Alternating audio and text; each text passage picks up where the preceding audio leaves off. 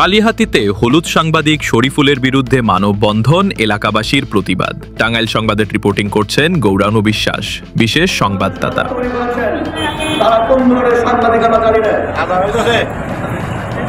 টাঙ্গাইলের কালিহাতী উপজেলার এলেঙ্গায় উত্তাল জনতা। হলুদ সাংবাদিকতার বিরুদ্ধে এবার কঠোর অবস্থান নিয়েছে সাধারণ মানুষ।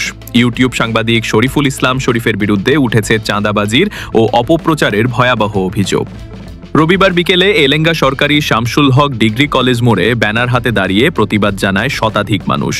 বক্তারা বলেন, সাংবাদিকতার নামে অপসাংবাদিকতা আর চলবে না। আমরা অ্যানালাইসিস করি, এর মধ্যে একটা কারণ হচ্ছে হলুদ সাংবাদিকতা। সেই হলুদ সাংবাদিকতা আমাদের অঞ্চলে এটা এখন মহামারী আকারে ধারণ করতেছে।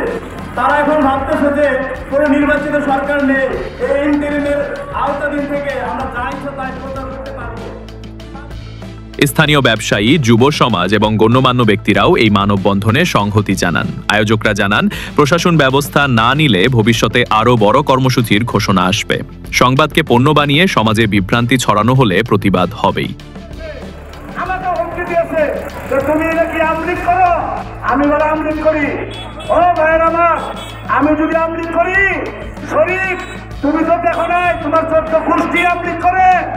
তুমি আমার বিরুদ্ধেও মানুষ লাগাইয়া দিয়ে আমাদের বিরুদ্ধেও চাঁদাবাজি বানানোর জন্য মেলা চেষ্টা করেছ।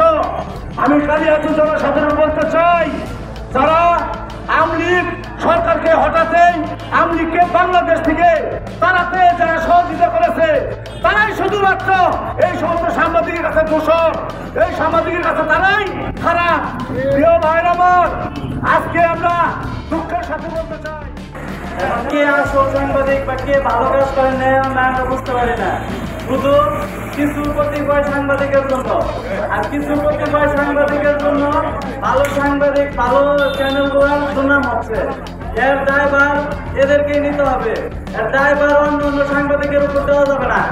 আর প্রশাসন অযোগ্যতা এসএসসি পাস করছে নাকি এটা সন্দেহ হলো। ও 2020 সালে টাঙ্গাইল জেলা তার সমিতিতে ওকে জুতা পিটানো করানো হয়েছিল। যে শরীফ নিজামদারির মতন একটা ভালো মানুষ, তার জন্য মিথ্যা প্রচার করে শরীফ সুমন, ওদের জন্য এলাঙ্গা না কালিহাতী ওদের জন্য রেডি আছে। ওরা যদি মিথ্যা অপচার চালায়, ওই সে অত্যন্ত একটু ভালো মনে এবং মানুষ করি, সে তোমার কাছেই কারো কাছে টাকা নেয় না। আমরা নিজেরা প্রমোশন পেলে করতে পারে, তার মানুষকে আত্মন্ত্র চেষ্টা করি। কাজে এই ধরনের ভালো মানুষকে অক্ষমতা ধরানো, এটা একটা শাস্তিযোগ্য করা। তাই আমি বলবো আপনারা ছিলেন মুক্তদুনি নিউজে সত্যের পক্ষে শামসের সাথে। যদি ভিডিওটি ভালো লাগে অবশ্যই শেয়ার করুন, কমেন্টে মতামত দিন।